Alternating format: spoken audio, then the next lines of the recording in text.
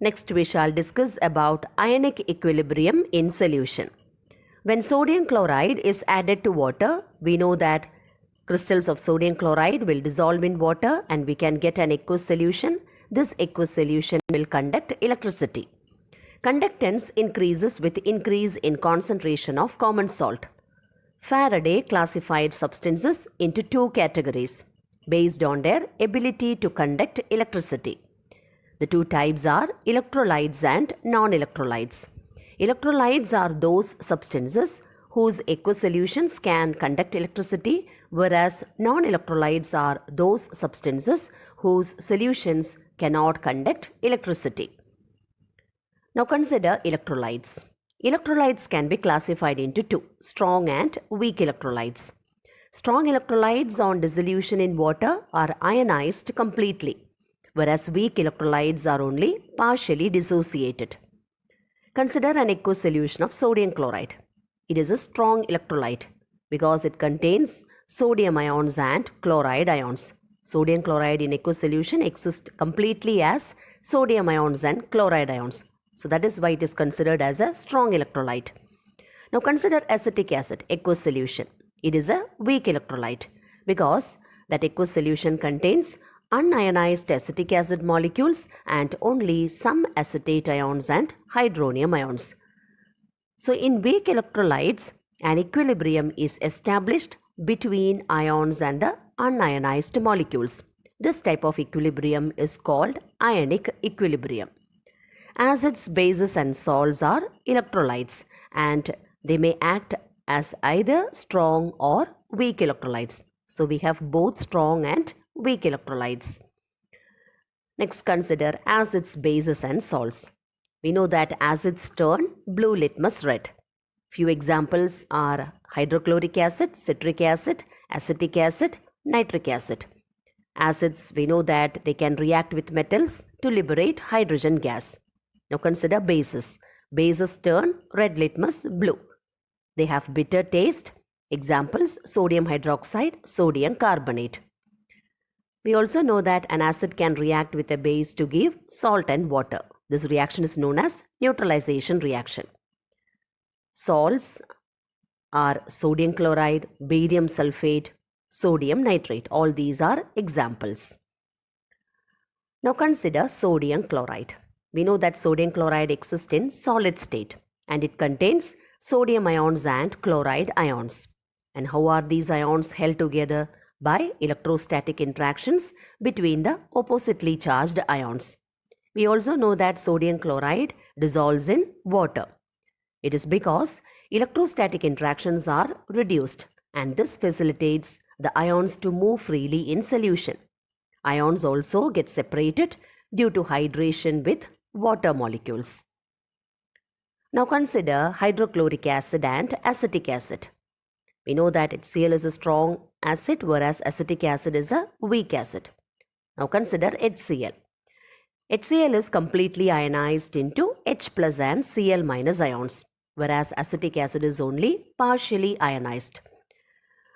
Next, we have to differentiate between the terms dissociation and ionization.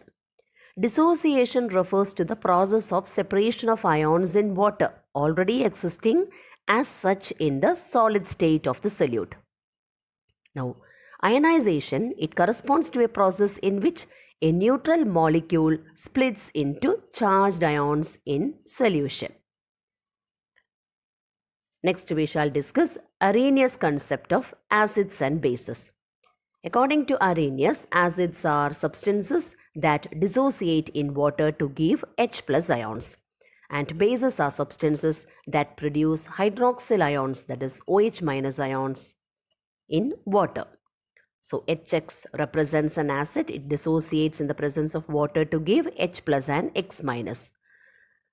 Now how will the dissociation take place in the presence of water? HX plus H2O gives H3O plus, which is hydronium ion, plus X minus. Similarly, if we consider an aqueous solution of base, that is MOH, it will dissociate to give M plus aqueous and hydroxyl ions OH minus. Next, Bronsted-Lowry concept of acids and bases. According to this concept, Acid is a proton donor, whereas base is a proton acceptor. Now consider the reaction. Ammonia plus water reversibly giving ammonium ion NH4 plus OH minus. Now here in this reaction, water acts as acid. So water is proton donor. It will donate a proton to ammonia. Base is proton acceptor. Since ammonia accepts a proton, ammonia is the base here. As a result of accepting a proton, ammonia changes to ammonium ion. Ammonium ion formed is known as the conjugate acid of the base ammonia. Now consider water H2O. It acts as proton donor, as a result of which water changes to OH minus. Now OH minus ion is known as the conjugate base of acid water. So here we have conjugate acid base pairs. For the base we have conjugate acid, and for the acid we have conjugate base. Conjugate acid is NH4 plus and conjugate base is OH minus. Now consider base and its conjugate acid, that is ammonia and ammonium ion. They differ by a proton. By adding a proton to the base, we can get the conjugate acid. Similarly, consider acid and conjugate base, that is water and OH minus. Here acid and conjugate base also differ by a proton. Now how can we get conjugate base from acid water? By removing a proton. So from water, remove a proton, you can get the conjugate base. So that is about conjugate acid and conjugate base. Now consider the reaction HCl plus water reversibly giving H3O plus Cl minus. Here in this reaction, HCl acts as acid. So it will act as proton donor. It will donate a proton to the base water, as a result of which we get H3O plus and Cl minus. Now consider HCl acid and its conjugate base Cl minus. Here HCl and Cl minus differ by a proton. Now consider the base water H2O and its conjugate acid H3O plus. The base water and H3O plus differ by a proton. Next, Lewis acids and bases. According to this concept, an acid is an electron pair acceptor, whereas base is an electron pair donor.